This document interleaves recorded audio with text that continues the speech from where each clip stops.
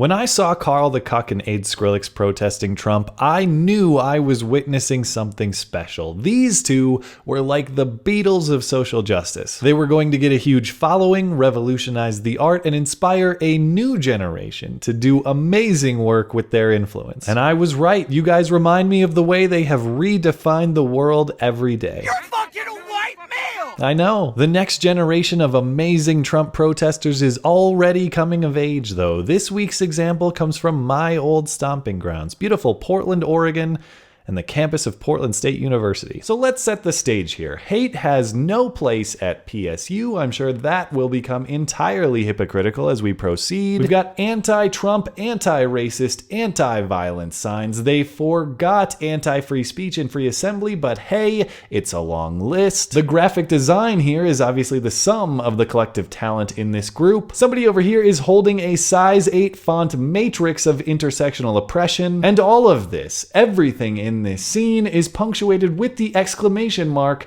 that is this wonderfully triggered face in the background.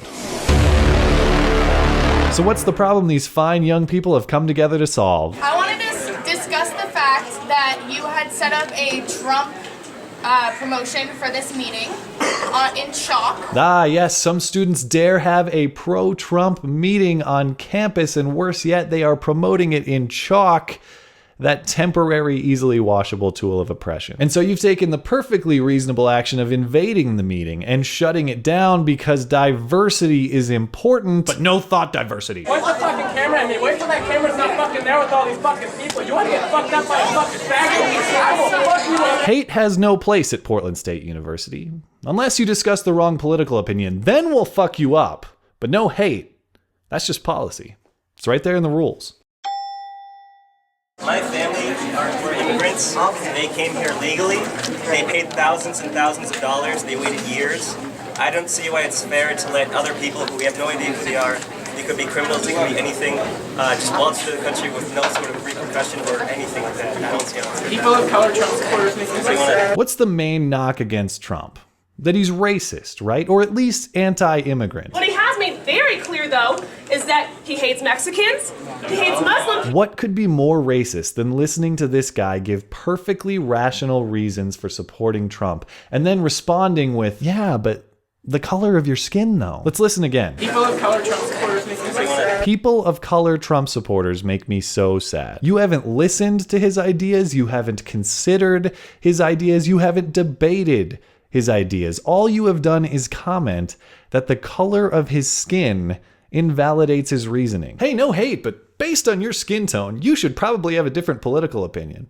But fuck that racist Trump, am I right? I'm talking about your white folks here. Yeah, shut up, you racist Trump supporters. It's time we had a message for white people. The only way to combat this shit is to join an organization that has an anti-racist, anti-capitalist stance. Awesome, an anti-capitalist movement. Hey, text me later. We can meet up for coffee. Just make sure mom puts some money in your account so we can swing by Walmart and buy some supplies for making signs. Every single Trump supporter has a full legal name attached to a social security number with a place of residence, an employer, and classes. That information is easy to find online.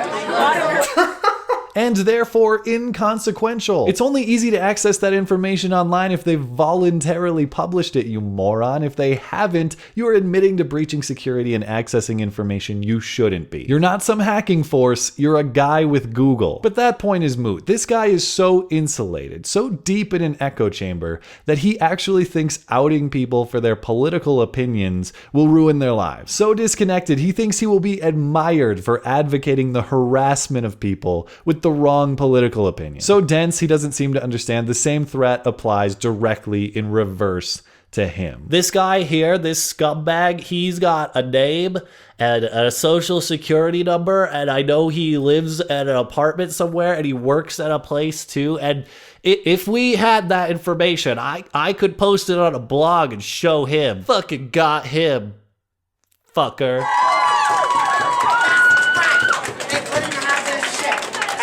Try it again, the same shit is gonna happen. I promise you. If you do this shit again,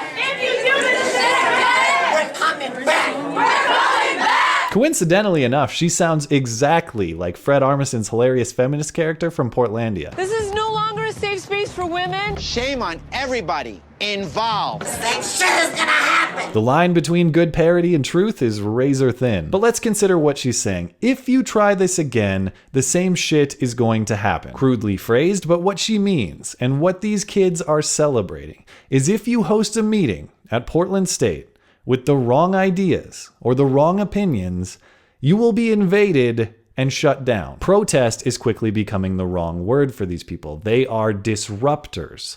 Their mission is not to offer counter speech. Their mission is to silence others' speech. And that tactic is not just ineffective, it's actually counterproductive. Of the many things that amaze me about this new wave of anti-Trump protests, the lack of self-awareness is near the top. They are free, highly effective advertising for Trump, and they don't even know it. They take themselves so seriously, but to the rest of the world, they couldn't be a bigger farce. They celebrate thinking they've shut Trump down, they've actually empowered him.